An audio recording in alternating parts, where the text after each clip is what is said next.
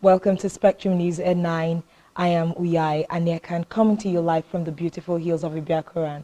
Let's take a look at the headlines. President Buhari congratulates Macron on re-election. Federal government plans 21 million jobs by 2025. Plus, Russia destroys rail facilities to block foreign arms supply. Details of the stories and more in a moment.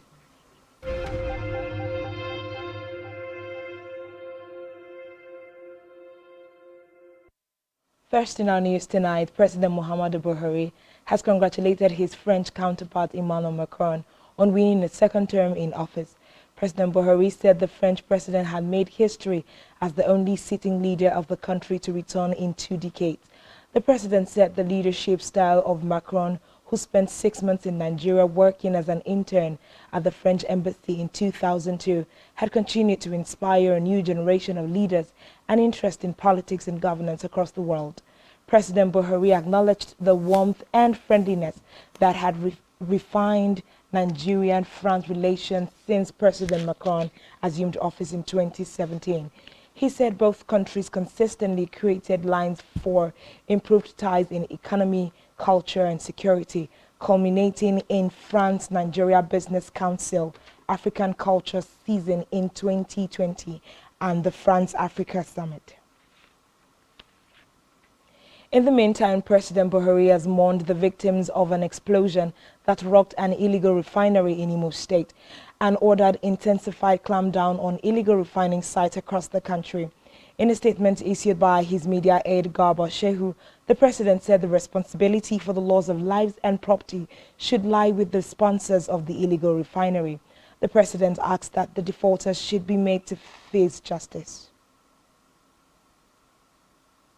Meanwhile, Imo State government will conduct a mass burial for the victims of the recent explosion at an illegal refinery located in a forest in Abezi community in the Ohaji Egbema local government area of the state. Head of operations of the National Emergency Management Agency in the state, Ifeanyi Naji, said the mass burial would be carried out by the state ministries of petroleum, resources and environment. He said the charred remains of the victims, numbering more than 130, had been gathered and we are awaiting a mass burial by the state government. According to the NEMA official, none of the victims had been recognized as they were burnt beyond recognition. Away from that, the presidency is blaming the delayed delivery of 12 Super Tucano jet fighters to the Nigerian Air Force to fight insecurity across the country on comments by those it refers to as the opponents of the Nigerian government. This was contained in a statement by the Senior Special Assistant to President on Media and Publicity, Garba Shehu. The statement was titled, "Predicting Nigeria's Collapse is a Perennial Pursuit of Us, Think Tanks and Policy Experts." In another development, the federal government is looking to generate 21 million full-time jobs through massive investment in social infrastructure and services. Minister of State, Finance, Budget and National Planning, Clem Abba, confirmed this at a workshop on harmonization and finalization of monitoring and evaluation framework for implementation of the second national program of action in Abuja. According to Abba, the decision to generate 21 million jobs is one of the outcomes of the current National Development Plan 2021 to 2025, which seeks to lift 35 million people out of poverty by 2025. Abba said this would set the stage for achieving the current regime's commitment to lifting 100 million Nigerians out of poverty in 10 years. The minister further explained that the development plan would also ensure that Nigeria unlocked its potential in all sectors of economy. Elsewhere, Nigerian Customs Service has officially reopened Kamba border, which links the country to Republic of Niger along Kebbi corridor. This comes after the federal government had recently ordered the reopening of the border post in Idikoro, Ogun State, Jibiya, Katsina State, Kamba, Kebbi State, and Ikom Cross River through a circular by the service. The government had closed major borders as part of efforts to curb the spread of COVID-19 and curtail smuggling in order to boost local production of rice and other farm produce. While officially declaring the border open in Kamba, the area controller of customs in the state, Joseph Atta, expressed optimism that the border would open a new chapter for mutual economic ties between the two countries. In a separate development, the federal government has affirmed its determination to tackle escalating cost of animal feeds. Permanent Secretary, Federal Ministry of Agriculture and Rural Development, Ernest Umahike, said this at a capacity building and animal feeds distribution program organized by the ministry's Department of Animal Husbandry Services in Abuja. Umahike said this would be encouraged with the utilization of low-grade grains and climate-smart animal feed production. Umahike, who was represented by the Director of Special Duties in the ministry, Faswat Lawal, observed that the high cost of animal feeds had forced many feed millers and livestock farmers out of business. To the judiciary now, where Federal High Court in Abuja has refused the request by the Minister of Transportation, Rotimi Amechi, for a suit against him to be heard today or tomorrow. Justice Ahmed Mohammed declined to grant today or tomorrow for a compulsory hearing of the suit, on the reason that his mandate as STVNg judge ends today. A former Attorney General of the Federation and Minister of Justice Akin Olujimi had prayed Justice Mohammed to grant Thursday or Friday for a definite hearing of the suit. The judge, in a ruling on the application for a compulsory hearing of the suit, said doing so would amount to a flagrant disrespect to the order of the Chief Judge of Court, mandating him to hear the case during STVNg. Still on judiciary, the detained leader of Indigenous People of Biafra, IPOB, Nnamdi Kanu, has gone to court to challenge the practice direction of the Federal High Court, which ordered that his trial should be done in secret.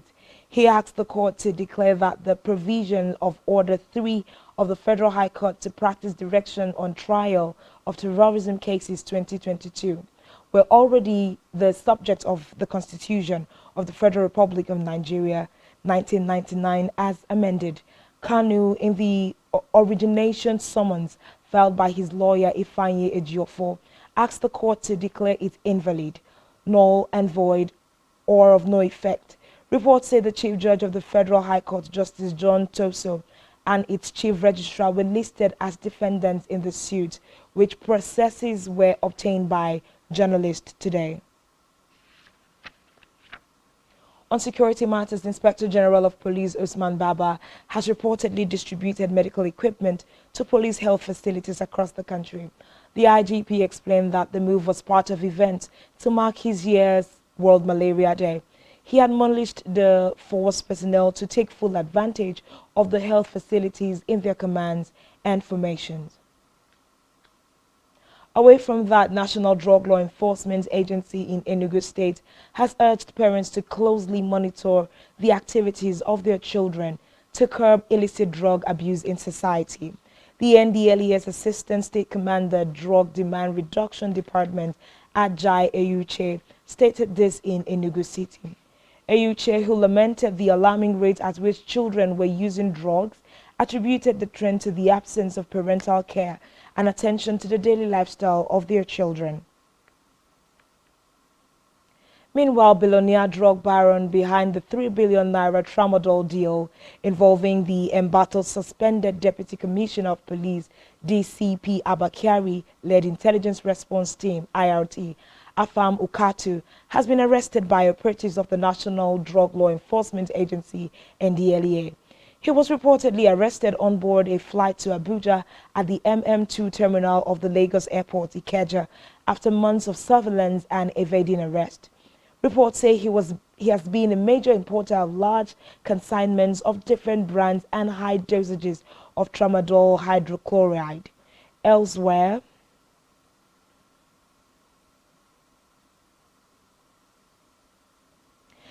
some former leaders of the National Union of Road Transport Workers Union in the Southwest Zone are asking the Nigeria Labour Congress to call the union's president, Tajuddin Baruwa, to order. In a letter, the ex-union leaders accused Baruwa of attempting to cause a breach of peace in Lagos State with his constitution of a 9-man caretaker committee to coordinate its operation in Lagos State. The elders described Baruwa's action as an invitation to crisis and pandemonium, as the Babajide Sanwo-Olu government in Lagos had suspended the union's operations in the state. They said the government had also constituted a parks committee headed by the union's ex-chairman in Lagos, Masiliu Akinsanya, also known as MC Olumo. In Niger State, USAID-funded Feed the Future Nigeria Rural Resilience has donated agricultural equipment to 5 women-owned cowpea processors from Bida, Boso, and Chachanga local government areas. The equipment distributed included hammer mills, dehydrators, destoners, threshers, and generators. During the handover ceremony, the country director, Ndubisi Ayanwu, said the program was meant to improve households' nutrition and food security, improve women's productivity and competitiveness in agribusiness, and strengthen the productivity of producer organizations. Back here, Senator representing Akwa Ibom Northeast Senatorial District in the National Assembly and a governorship aspirant in the 2023 general election under the People's Democratic Party, PDP, Obong Albert Bassi, has promised to turn Mbo local government area into a commercial hub for the entire Gulf of Guinea. If elected as the governor of the state come 2023, Senator Oba gave the promise when he led the Akwa Ibom Obasi campaign organization on a visit to delegates and stakeholders of the People's Democratic Party, PDP, in Mbo and Udongoko local government areas. He appealed to the delegates in the 2 local governments to support his aspiration by nominating him in the forthcoming party primaries. Oba assured the people that as part of his preparation for the long-awaited deep sea port in Ibaka, he planned to undertake an intensive human capital development scheme which involved targeted training and equipping youth with required skill set and certifications. Responding, chapter chairman of the party in Mbo local government area, Etetimi Semen, while assuring the senator of the party's support, prayed for his success at the polls. Also speaking on behalf of the stakeholders, Chief Eddie Abang pledged their support while pleading that the senator, once elected, should complete the abandoned Etebi Enwang Road and Udesi Bridge linking the East-West Road.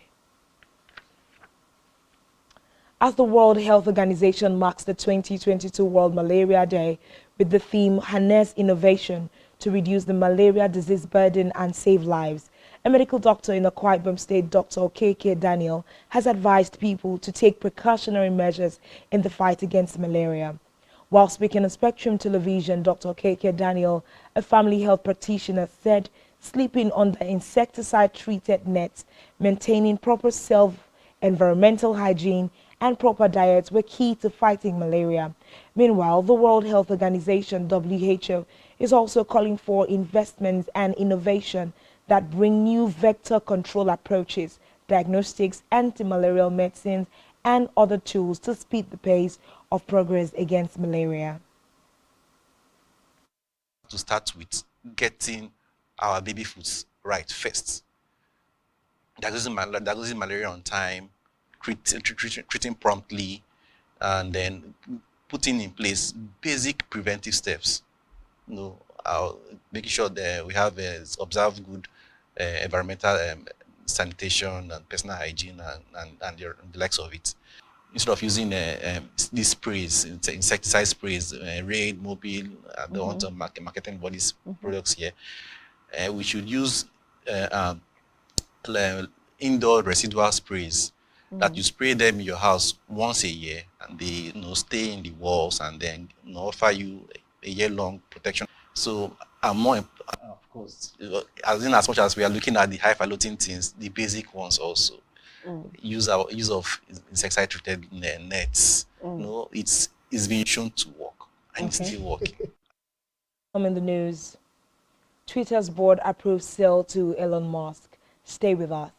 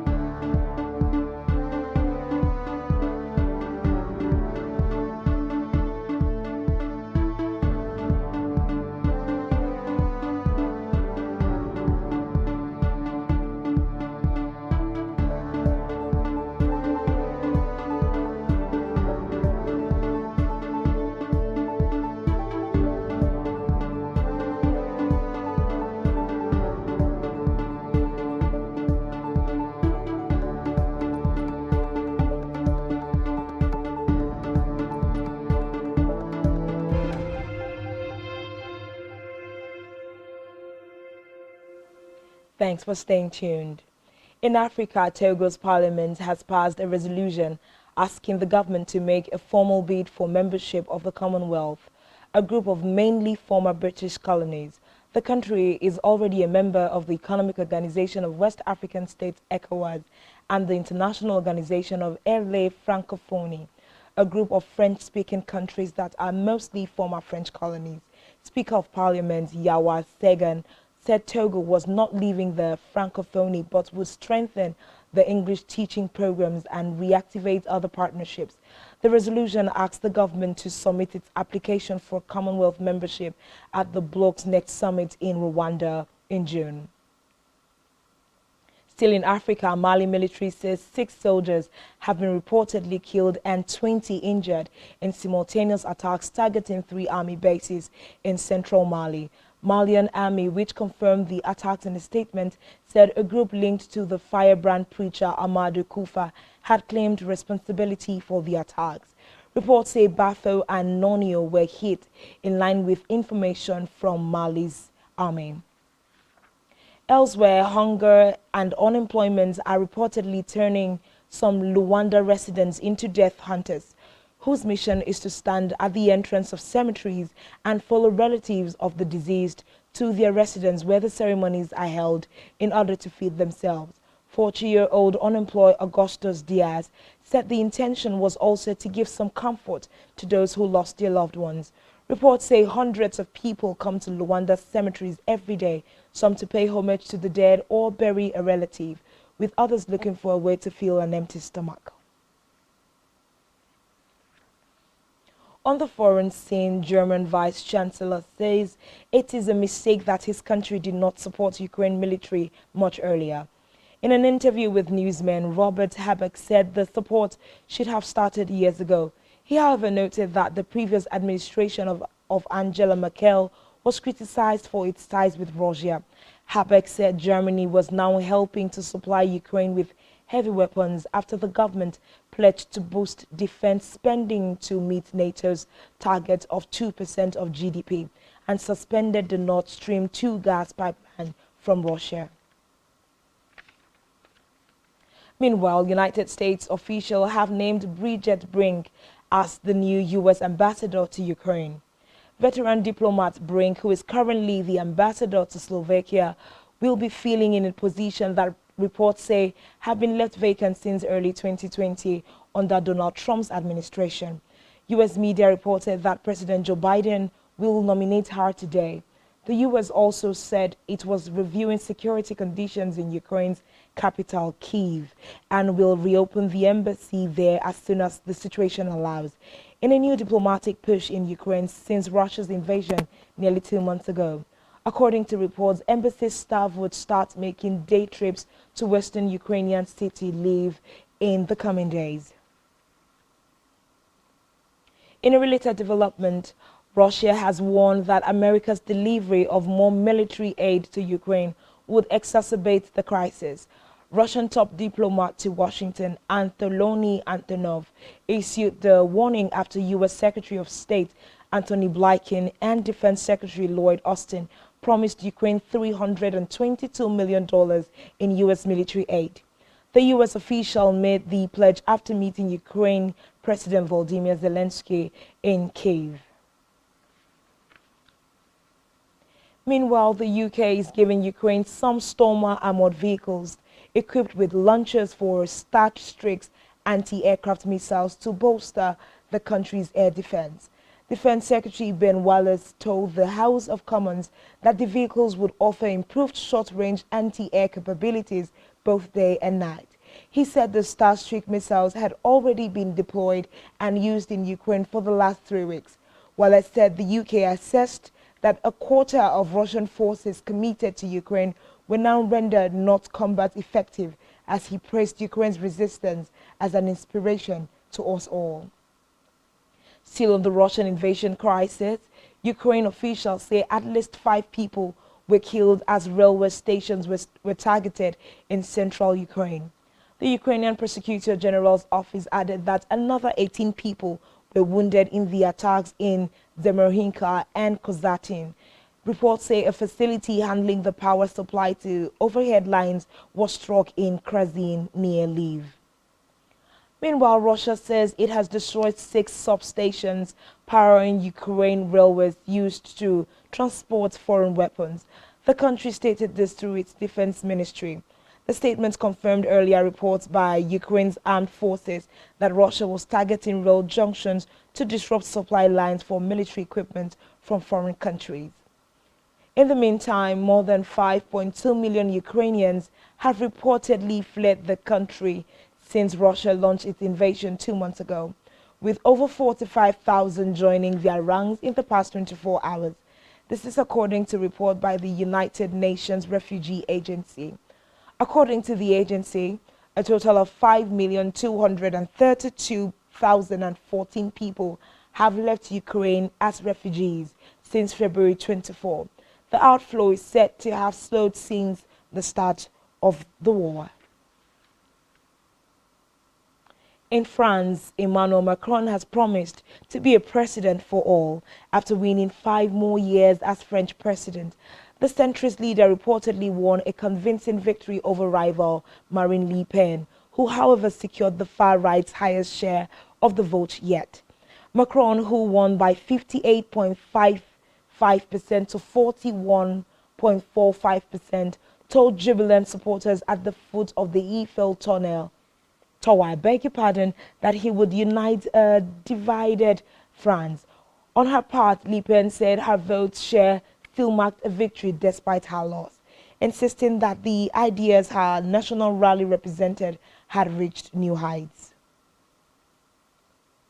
Meanwhile, world leaders have congratulated French President Emmanuel Macron on his election victory over his far-right rival, with some in Europe describing the outcome as a win for the European Union.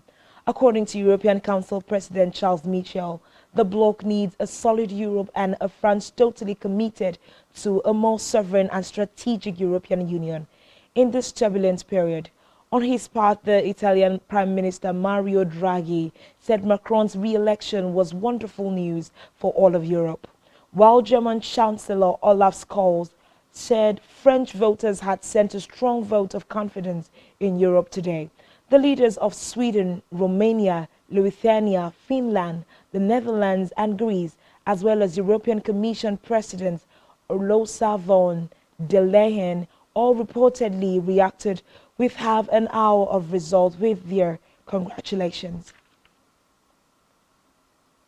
Away from that, a United States judge has held former President Donald Trump in contempt of court for failing to turn over documents related to an investigation of possible fraud in the Trump's family business dealings.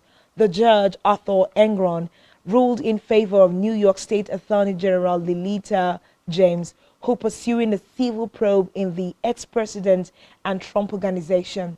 James successfully argued that Trump was in violation of a court order to produce the accounting and tax documents to our investigators by March 31st. On our business news, Twitter has agreed to sell itself to Elon Musk in a deal valued around $44 billion. The company announced this today. The deal comes after Musk revealed last week that he had lined up $46.5 billion in financing to acquire the company. Musk said on Twitter that he hoped that even his worst critics remained on the social media platform to boost free speech. And on the rest of our business and stock market stories, here's Blyden Ukem.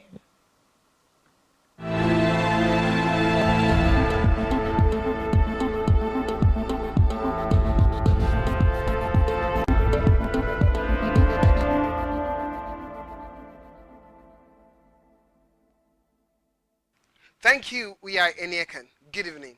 It's business news and my name is Blyden Ukem. In the news, we begin with foreign exchange as South African rand falls to 3-month low. The South African rand continued its losing streak to hit 15.7 rand against the dollar. This was its lowest since January 6th amid a stronger dollar as investors focused on growth rates and rapid US interest rate hikes. Domestically, rolling power cuts, flood damage, and signs of COVID-19 comeback added to worries about the country's economic outlook. Meanwhile, expectations of continued monetary policy tightening by the South African Reserve Bank has limited further losses. Also, in Central African Republic, they have adopted or are set to adopt Bitcoin as payment option. The Central African Republic is set to become the first African country to adopt Bitcoin as its means of payment, following a draft pushed by its Ministry of Digital Economy and the Ministry of Finance. The two ministries propose a cryptocurrency bill, which has been signed by the lower house of the parliament. Meanwhile, El Salvador also adopted BTC in September 2021 to improve its tourist economy and business growth. But in Africa, the adoption of Bitcoin has been slow among governments, limiting the usage of cryptocurrency for payment, with Nigeria directing banks to lock accounts connected to crypto assets. Also, let's look at the 2022 first quarter report as EcoBank Transnational sends out financial statements. Pan-African Bank, EcoBank Transnational Incorporated, ETI, has released its unaudited financial statement for the first quarter of 2022 with positive financial indicators. According to the report, EcoBank Transnational gross earnings increased by 11% to $589.5 million, compared to $532.8 million during the comparable period in first quarter of 2021. Similarly, total revenue increased by 7% to $436.1 million. With regards to the profits, ETI's profit before tax during the past 3 months of 2022 rose significantly by 25% to $125.1 million, up from $100.3 million during the comparable period in 2021. Similarly, profit after tax rose to $92.1 million, indicating a 21% increase when compared to $75.8 million in first quarter of 2022. EcoBank Transnational Incorporated is the parent company of EcoBank Group, which is present in more than 30 African countries, including Nigeria, Ethiopia, Burkina Faso, Kenya, and Togo. It's time for the Nigerian stock market report. Today is the first trading day of the week, and the bulls are back. At the end of today's trading session on the Nigerian Stock Exchange, the benchmark All-Share Index inched up 83.71 basis points to close at 48,443.36 points. The current market capitalization of the Nigerian Stock Exchange is at 26.2 trillion naira, that high. Compared with the previous trading day of Friday, April 22nd, today's data shows 4% decline in volume, 5% improvement in turnover, and 15% improvement in deals. But in aggregate, 111 equities participated in trading, ending with 41 gainers and 21 losers. UPDC Real Estate Investment Trust led the gainers with 10% share price appreciation, closing at 3.85 naira per share. And on the losing side, GlaxoSmithKline Consumer came out last with an end-of-day price depreciation of 7.2% at 5.8 naira per share. Zenith Bank recorded the highest volume of 35.8 million traded shares. This is all on business news, and back to Uyai Enieken for the rest of the news. Thank you, Blyden. Still to come in the news, defender Calvin Bassey named Rangers Young Player of the Year. Stay with us.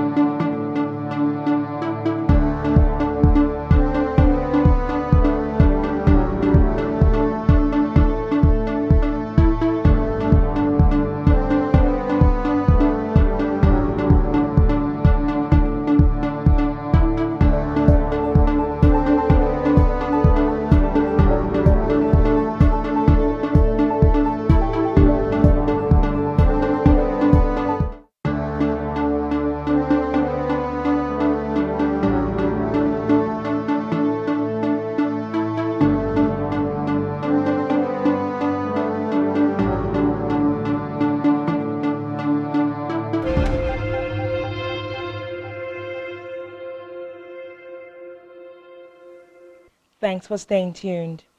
In health, it has emerged that Nigeria had recorded more than 100,000 suspected cases of cholera in 2021, making it highest in recent times. This is according to the World Health Organization's country representative in Nigeria, Dr. Walter Mulubo, at a training session on oral cholera vaccine request and campaign planning. It could be recalled that the Nigeria Center for Disease Control had said earlier in the year that Nigeria recorded 111,062 cases of cholera in 2021 with 3,604 deaths. The figures exceeded the number of cases and deaths recorded in 2020.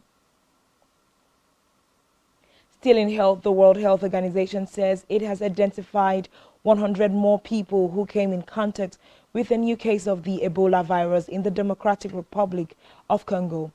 It said they were being closely monitored for symptoms, with vaccinations to start in the next few days. Over the weekend, the health authorities declared the third Ebola outbreak in Equatorial Province since 2018. DR Congo has experienced 14 outbreaks which have claimed thousands of lives. Over now to Bright James for trending sports stories.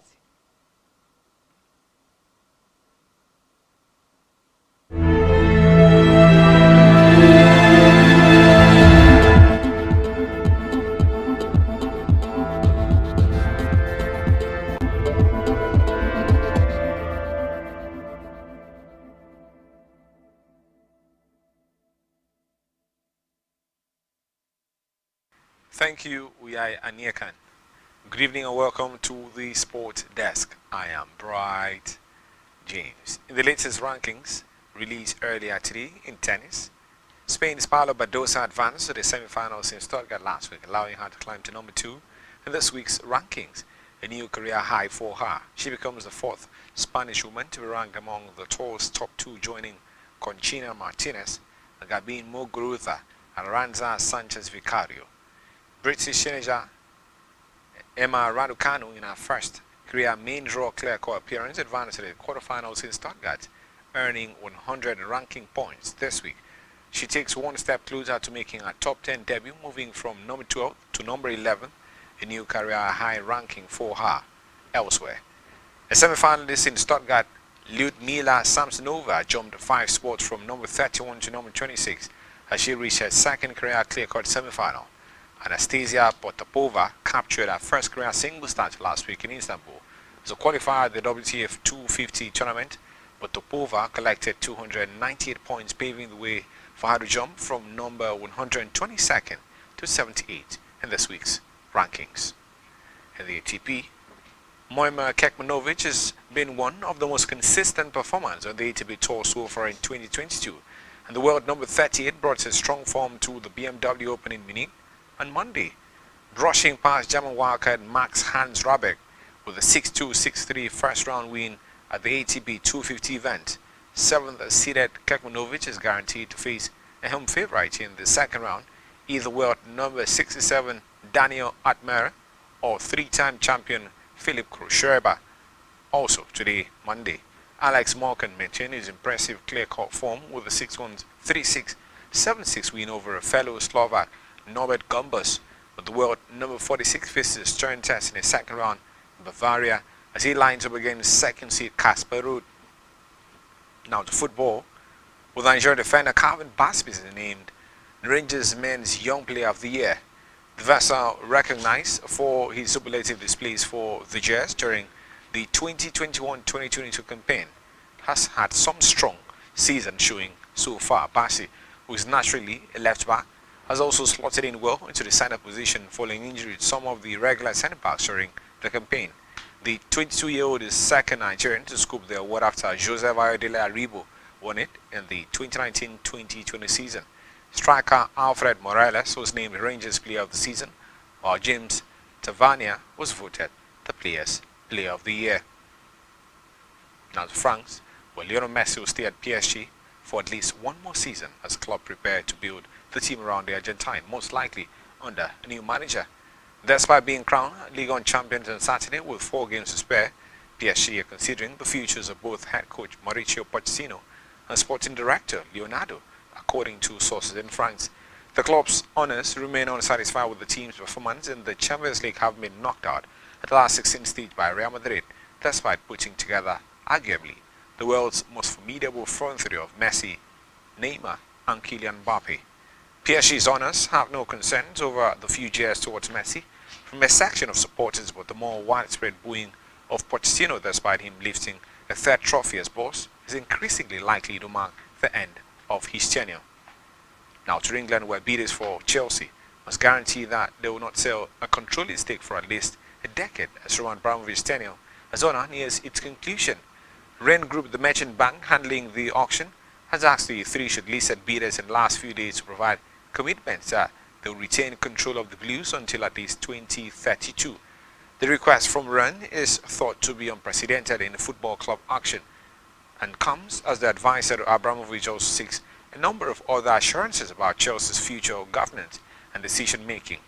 A source at one of the bidding groups said they had been told that the 10-year ownership demand would apply only to the controlling parties in its consortium, with the new owners also able to raise money by issuing additional shares to provide new funding for the football club. And that's all from the sports desk this evening. Over now to Peter Brand for Entertainment News.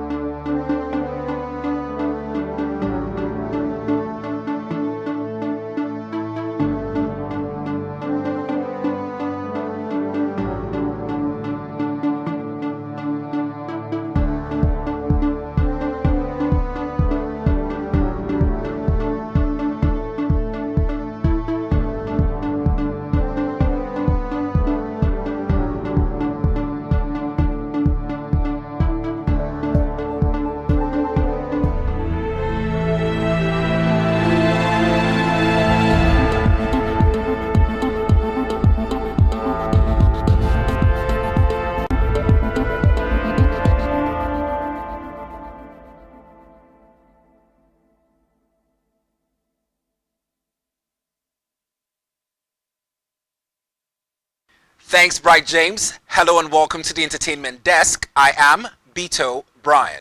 First off in our bulletin this evening, Rihanna and A$AP Rocky spotted at dinner for the first time since the rapper's arrests. National hero of Barbados and singer Rihanna has been spotted with her partner A$AP Rocky for the first time since his arrest, according to reports from Page 6. The couple had a dinner at the popular celebrity spot Jojo Baldi in Santa Monica, California on Saturday, April 23, 2022. As usual, Rihanna had her belly bump on full display while also rocking a black bra, black and white jacket and sparkling mini shorts. Rocky wore a grey hoodie with white floral detailing and a matching jean. Reports also has it that Rihanna and Rocky were at the dinner with family and friends for a baby shower. It will be recalled that Rocky was arrested at Los Angeles airport on Wednesday, April 20, upon his arrival from the much talked about trip with Rihanna to her home country of Barbados. More reports suggest that he was taken into custody and charged with assault with carrying a deadly weapon. The rapper is still under investigation by the LAPD for his alleged involvement in a November 6 shooting. The rapper first ran into trouble with law enforcement agents back in 2019 after he was arrested in Sweden. His arrest was following an involvement in a public fight with some alleged drug addicts. In an interview, he described his time in prison as a very difficult and humbling experience. He was jailed for a month before being released. Rocky and Rihanna are expecting their first child together, as pictured in the photograph. Away from this, Banky W has replied Sam Clef over royalty claims on Wizkid's Pakurumo song. The EME record boss, Bankole Wellington, popularly known as Banky W, gave his reply to music producer Sam Clef following allegations that he took his name off as the composer of Wizkid's hit song, Pakurumo. The EME record boss asked the music producer to direct his grievances to the proper channel. Sam Clef, who is currently at Daggers Drawn with Banky W following his Tell It All interview with Ebuka, had called out the label boss for ripping him off on Sam Clef's royalty for contributions to Wizkid's debut album. Recall that Wizkid released 2 albums, Superstar and Ayo, under EME Records before he left to chase international acclaim. Banky had alleged in an interview that Wizkid, who is now known as Big Wiz, owed him and the record label 3 albums as stipulated in their contractual agreement. Banky also did say he was not too happy with Wizkid for not attaining his event and marriage to Adesuwa Etomi.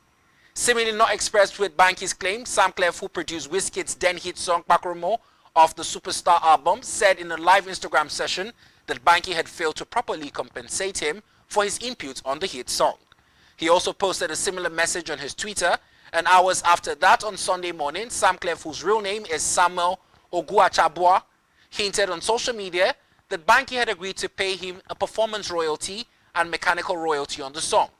However, things took an interesting turn shortly after when the music producer shared a screenshot to show that his name had been replaced with one Steve Michael as the composer for Pakurumo. In response to the allegation, the EME boss came to the comment section of the post where he asked the music producer to direct his grievances to the proper channel. Banky also distanced himself from the control of the song's proceeds, cautioning Sam Clef to desist from peddling his name on social media. And finally, from the entertainment desk this evening, Village Headmaster back on screen after 34 years hiatus. The Director General of Nigerian Television Authority NTA, Malam Yakubu Mohammed, had made the disclosure on Friday at the relaunch and private screening of the repackaged drama series in Abuja. After 34 years hiatus, The Village Headmaster, the one-time Nigerian's first longest-running TV drama series, has now been repackaged and will be shown on 3 local television stations. He said the drama series will be shown on NTA every Sunday from 8 p.m. to 9 p.m., African Independent Television AIT every Wednesday 9 p.m. to 10 p.m., and WAP TV every Friday 8 p.m. to 9 p.m. Set in Oja, a fictitious Yoruba village, Ibn Mohammed said the series is woven around the lives of villagers from royalty to commoners with education in it. He recalled that before the series went off screens decade back, it captivated viewers and was addictive to many in those days. The NTA boss said the series was brought back to reenact the characters, bringing back moral values, national unity and cohesion as taught back in those days. He also did thank Chief Wale Adenuga, who committed his wealth of experience and resources for the series production, and Globalcom for its sponsorship. Mohammed expressed regrets that some of the original cast of the series had passed on and were not available to witness the rebirth of the iconic series. He said prominent among them include the late Chief Segun Olusola, former Nigerian ambassador to Ethiopia, who created the series as a member of the staff of the then Western Nigerian television, Ibadan. The DG said the new cast includes super packed with choice names in the movie industry to include founding members of the series, notably Dejumo Lewis as Kabiesi, Alison Ibrahim as Amebo, Dan Imodu as Dambolu, and Dele Osawe as teacher Fadeli. Other prominent members of the cast include popular musician Nice, Mr. Latin, Funky Malam, Jide Kosoko, Okele, Omo Ibadan, and Fatih Balogun. Also speaking at the event, Adenuga thanked NTA's boss and the family for bringing back the series, noting that the TV house inspired them to script for screen. Mr. Wale Adedeji, representative of Globalcom, said they were glad to be sponsors of the content, which celebrates culture, inspires unity, and teaches moral values. And that's our from the entertainment desk this evening. I am Beto Brian, thanking you for watching. Now over to Uyai Aniekan. And that's all we have for you at this time. Do ensure to follow us on social media and subscribe to our YouTube channel, all of which you can find on our website, SpectrumTv.ng. You have been watching Spectrum